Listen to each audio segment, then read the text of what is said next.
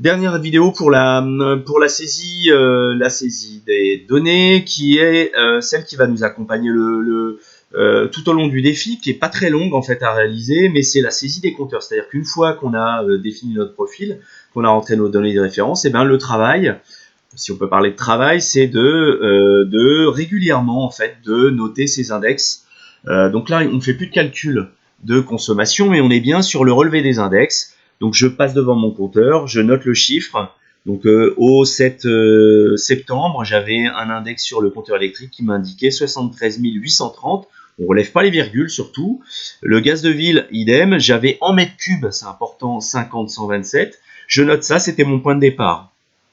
À partir du moment où je rentre sur une semaine plus tard, à peu près 9 jours plus tard, je rentre un nouvel index. J'ai une progression qui s'affiche. Vous verrez, et ça vous arrivera peut-être, alors moins précisément quand on est rentré en pleine période de chauffe, mais les premières données peuvent être assez surprenantes. Là, la raison, je ne vais pas rentrer dans le détail, mais la raison principale, c'est qu'effectivement, je n'étais pas en période de chauffe, et comme le logiciel proratise, enfin c'est une histoire interne au fonctionnement du logiciel, on a des résultats sur les premiers temps qui pouvaient paraître étonnants.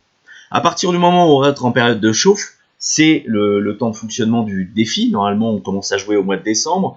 On a des chiffres qui vont se stabiliser. L'idée, c'est que régulièrement, on vient relever ces compteurs, donc c'est assez simple. On n'est pas obligé de se connecter à chaque fois aussi pour relever. On prend un papier, on note la date, c'est important, la date.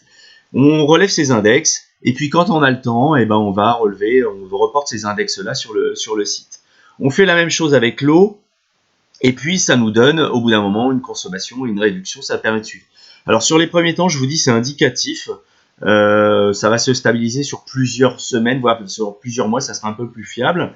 L'intérêt après, c'est d'avoir aussi une représentation graphique des résultats, et c'est assez intéressant à suivre. C'est-à-dire qu'on vous dit, eh bien voilà ce qui se passe sur le logement. La consommation qui avait été notée sur ce que vous avez saisi, c'était ça. La consommation que calcule le logiciel en année standard, donc en année de référence, ça va être ici. La tendance, si je reste sur la consommation actuelle, elle est de moins de 88% par rapport à l'année précédente. C'est un peu plus précis quand un peu plus détaillé quand on va sur le schéma d'en dessous, et c'est assez intéressant à suivre aussi. C'est-à-dire que là, on voit les consommations en bleu en gaz, les consommations en rouge en électricité qui vont vous concerner qui nous concerneront tous en tout cas, et on voit l'évolution des consommations d'électricité en fait sur différentes périodes. Notez qu'ici on est sur septembre, début octobre, où les jours sont un peu plus longs. On a moins de consommation électrique liée à l'éclairage, notamment, ce qui peut expliquer les petites différences de consommation de kilowattheure, pas uniquement, mais qui peut expliquer ça. Ça vous permettra de suivre sur votre logement en fait l'évolution de ces consommations-là. Et on s'aperçoit ensuite des différences, mais qui sont évidentes quand on les considère de ce point de vue-là.